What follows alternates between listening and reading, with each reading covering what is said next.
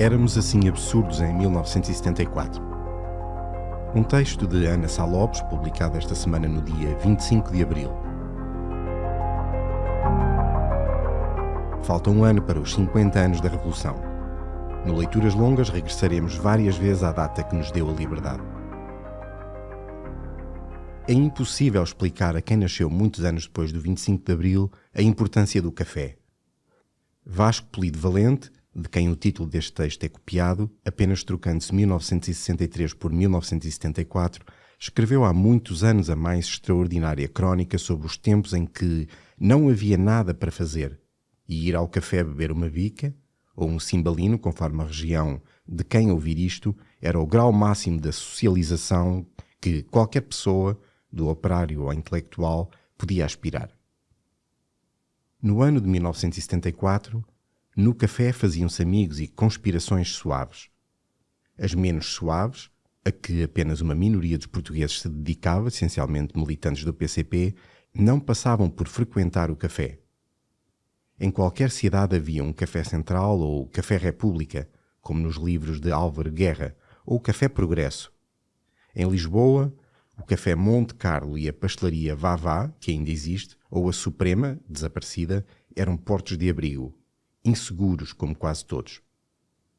As tabernas, um nome hoje retomado com novas acessões, eram quase só reservadas aos homens.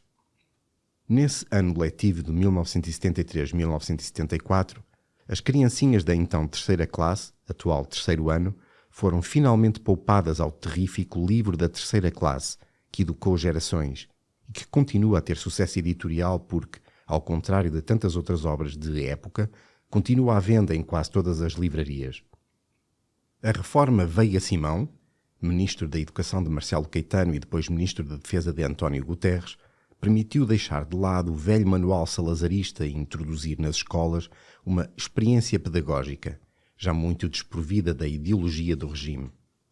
Aí, em vez dos textos apologéticos dos heróis nacionais, do infante Dom Henrique, das histórias de Dom Afonso Henriques contra os mouros, da exaltação de um mundo rural perfeito, ainda que inexistente, as crianças já puderam ler sobre a aventura espacial e os textos de Papiniano Carlos, Matilde Rosa Araújo e outros autores que escreviam, na época, para crianças. E, importante, o livro já não incluía o retrato do Presidente do Conselho ou do Presidente da República que se mantinha Américo Tomás. As escolas eram, no entanto, lugares de tortura física de menores, com exceções. Mas numa escola primária portuguesa, com certeza que havia uma régua para dar reguadas. Às vezes também havia espancamentos das crianças mais difíceis, orelhas de burro, ou o caderno com o ditado cheio de erros amarrado às costas com especial perversidade, com a obrigação de andar pelo menos 200 metros naquela figura, com a professora a vigiar. Havia pais que não toleravam esta educação, mas muitos outros apareciam nas escolas primárias com uma mensagem ao professor: arreie-lhe. Parece que esta palavra terá caído em desuso. A verdade é que os pais educavam as crianças à pancada e encaravam com naturalidade que os professores fizessem o mesmo. E faziam. E alguns conseguiam, por via da tortura de criancinhas, ganhar o distintivo de ser muito exigente. A coisa prolongou-se no pós-25 de Abril, na escola e em casa. Ainda em 2014, o Tribunal da Relação do Porto absolveu um pai e uma mãe que tinham batido num filho de 11 anos com um cinto, provocando esquimoses de coloração arroxeada, algumas dolorosas à palpação. A palmatória nas escolas só foi abolida em 1983. Também não se podia ser canhoto. Quem escrevia com a mão esquerda era obrigado a habituar-se a escrever com a direita. Lá está, havia exceções minoritárias.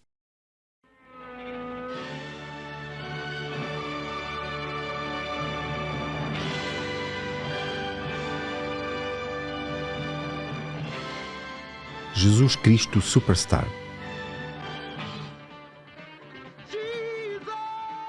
Em 1974 foi o ano em que Jesus Cristo Superstar chegou aos cinemas, que eram muitos e grandes em Lisboa e Porto. Lisboa tinha 26 cinemas. A 1 de março de 1974, no ex-Cinema Castil, em Lisboa, passava A Noite Americana, de François Truffaut. Ir ao cinema nessa época era um acontecimento importante. Tal como o café, eram das poucas possibilidades de socialização da juventude urbana. O teatro também era popular, nomeadamente as revistas do Parque Mayer. Em 1974, a que faz mais sucesso chama-se, curiosamente, Tudo a Nu. E já tinham sido fundadas as companhias alternativas Comuna e Cornucópia. As discotecas chamavam-se boates, e não eram muitas. As raparigas tinham pouca margem para sair à noite e nunca, mas nunca, sem companhia. Havia exceções, mas a diferença de liberdade entre raparigas e rapazes prolongou-se muito para além de 1974, mesmo que tivesse acabado a proibição da mistura de sexos que havia durante o Estado Novo. Proibição que, na realidade, só existia quando era possível que a cidade tivesse 2 liceus, casos de Lisboa e Porto. No resto do país, nas poucas cidades onde havia liceus, foram introduzidas umas normas de recreios separados ou proibição de rapazes e raparigas saírem juntos da escola e manterem-se separados até a uma distância devidamente estipulada. Os correspondentes. Não havia internet, logo não havia redes sociais nem Tinder para socializar. O mais parecido com a socialização à distância em 1974 era a profusão de correspondentes. Em vários jornais e revistas, pessoas ofereciam-se para corresponder-se, trocar cartas com outras. Era um hábito comum os adolescentes e jovens adotarem um ou vários correspondentes. A prática dos correspondentes, que na guerra colonial a ditadura aproveitou com a criação das madrinhas de guerra, não era exatamente com fins de namoro. Era habitual raparigas heterossexuais corresponderem-se com outras raparigas heterossexuais. A ideia era criar novas amizades. No caso de correspondentes estrangeiros, servia também para a prática de uma língua estrangeira. A carta, hoje totalmente esquecida, era um meio de comunicação poderoso e intimista, mas muitos dos correspondentes nunca se chegaram a conhecer ao vivo. As mulheres da classe média liam a Crónica Feminina, a Modas e Bordados e a Eva do Natal, que sorteavam uma vez por ano uma casa, 3 automóveis, conjuntos de mobílias, faqueiros. A descrição de Vasco Polido Valente da sua experiência na Eva do Natal é deliciosa, aonde vai parar quando a revista em que escreve, Almanac, fecha em 1960. Fiquei sem a indispensável maquia que lá ganhava. Cardoso Pires tomou provisoriamente conta de mim, levando-me pela mão à revista Eva, da senhora Dona Carolina Homem Cristo. Fiz ainda na Eva uma reportagem semi-publicitária sobre o primeiro supermercado português, o do Saldanha, para o número de Natal, notório e apetecido porque sorteava uma casa. Mas durante os outros 11 meses, a Eva hibernava e a senhora Dona Carolina prescindiu dos meus préstimos. Os anos de jornalismo chegavam ao fim, sem o jornalismo ter verdadeiramente começado. Na Modas e Bordados, que se publicou entre 1912 e 1977 e que viria a ser dirigida por Maria Lamas, podia-se ler o Correio de Pantagruel, assinado por Berta Rosa Limpo, que é ainda hoje um clássico da culinária. Havia também anúncios discretos a pensos higiênicos, que só começaram a popularizar-se em Portugal depois dos anos 60. Antes disso, as mulheres usavam uma espécie de mini toalhas de pano turco para aqueles dias que acabavam por ter outros usos dos quais não me irei ocupar. A revolução sexual dos anos 60 só chegou a Portugal depois do 25 de Abril, e chamar-lhe revolução será manifesto exagero. As mulheres sexualmente livres eram uma minoria e, não sendo prostitutas, eram assim apontadas pela populaça. A virgindade até ao casamento e a consumação do sexo apenas na noite de núpcias ainda era um valor. Sendo a moral dominante profundamente vitoriana, os registros civis tinham muitos filhos de ilegítimos.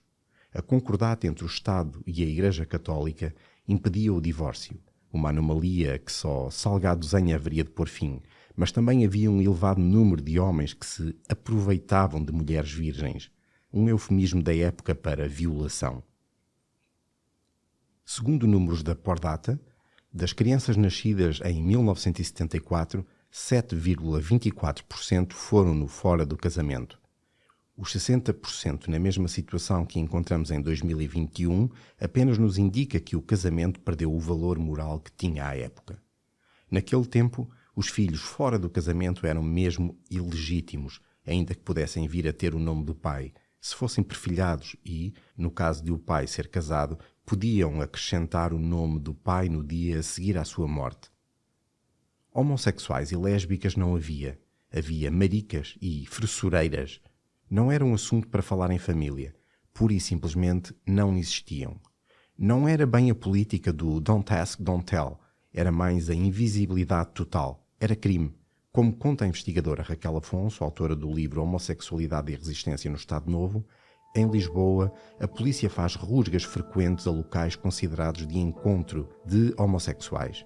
A vigilância nas ruas da cidade e a detenção de homossexuais era realizada, maioritariamente, pela PSP. Os urinóis eram o local onde a polícia mais perseguia os homossexuais e onde a maior parte das detenções acontecia. Mas a ideia da longa noite fascista passou ao lado de boa parte da população iletrada e apolítica, com exceção dos militantes do Partido Comunista, dos que foram presos pela PIDE, dos estudantes das várias vagas de revoltas estudantis dos anos 60, dos homossexuais, o lesbianismo era menos identificado e condenado judicialmente, era possível viver-se habitualmente na imoral frase de Oliveira Salazar. Poupar para uma doença. Quem não passava fome e não fazia parte do grupo de risco divertia-se. A classe média não tinha dinheiro, o qual era reservado a meia dúzia de industriais protegidos pelo regime. A ideia de poupança estava profundamente entranhada nas famílias. O poupar para uma doença era um objetivo fundamental, já que não havia Serviço Nacional de Saúde. Onde havia eletricidade, a televisão era o centro das noites dos portugueses. O modelo é hoje inimaginável. Havia 2 períodos de transmissão. O primeiro período começava às 12h45, com desenhos animados. Depois uma série, às 13h45 a primeira edição do telejornal e terminava às 14h45 com um programa de antevisão chamado, convenientemente, Logo à Noite. No entretanto, era transmitida a telescola e o segundo período televisivo iniciava-se às 19h25 com um mini-programa infantil. Havia uma segunda edição do telejornal às 19h30 e uma terceira às 21h30 e a emissão acabava por volta da meia-noite com meditação e fecho com o hino nacional. O segundo canal só funcionava à noite. Marcelo Caetano pôs a televisão a trabalhar para o regime. Foi mesmo o primeiro político português a perceber a importância do novo meio de comunicação, como escreve Rui Cadima, e fazia programas regulares em que estava sozinho, em frente às câmaras, a que chamava Conversas em Família. A rádio fazia bastante mais companhia aos portugueses. O clássico Quando o telefone toca, onde os ouvintes ligavam e pediam para dizer a frase relacionada com o patrocinador do programa e pediam uma música. Era um dos programas mais populares desse tempo. A 1 de março de 1974, Vitorino Nemésio recebia o Prémio Montaigne, na Gulbenkian, atribuído por uma fundação alemã de Hamburgo. Vasco Granja falava em Alfragido sobre cinema de animação e em Viseu havia um colóquio sobre a revista Seara Nova, fundada por António Sérgio, Aquilino e Raul Brandão, ligado à esquerda, com o escritor comunista Urbano Tavares Rodrigues e o também comunista José Garibaldi. Uma exposição itinerante sobre os 50 anos da Seara Nova percorria por esses dias o país. Enquanto isso, o ministro das Corporações, Joaquim Silva Pinto, que depois acabará por aderir ao Partido Socialista, faz uma visita de 2 dias ao distrito de Bragança, onde inaugura um bairro de renda económica, se reúne com os representantes corporativos locais e visita o Asilo Duque de Bragança.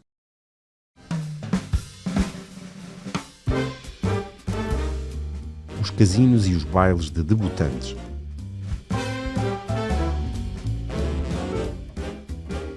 A classe média alta tinha muito mais por onde se divertir. Os casinos proliferavam nas cidades grandes e pequenas, destinados às pessoas bem, os doutores, os comerciantes e por aí. O Casino da Figueira da Foz remonta com outro nome, Casino Peninsular, ao início do século XX. O Casino no Estoril foi inaugurado em 1958. Nas Caldas da Rainha, por via das Termas, foi inaugurado um casino na primeira metade do século XX, que depois do 25 de Abril se transformaria em Casa da Cultura. A vida conseguia ser leve e até havia bailes de debutantes. A descrição de Maria Filomena Mónica no seu baile de debutante em janeiro de 1961 no livro Bilhete de Identidade é esta.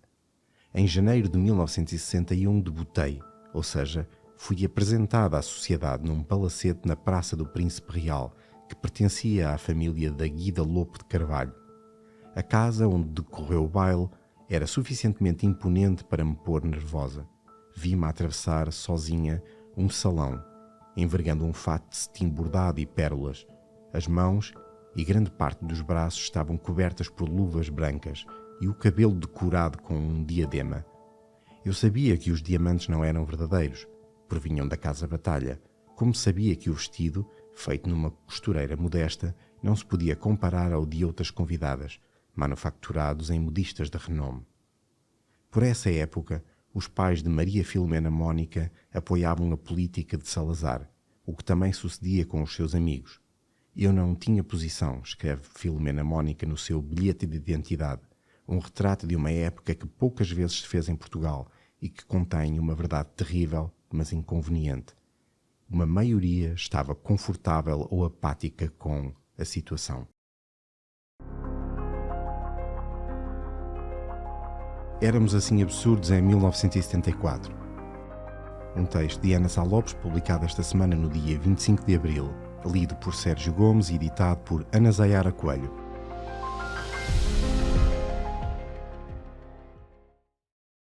O público fica no ouvido.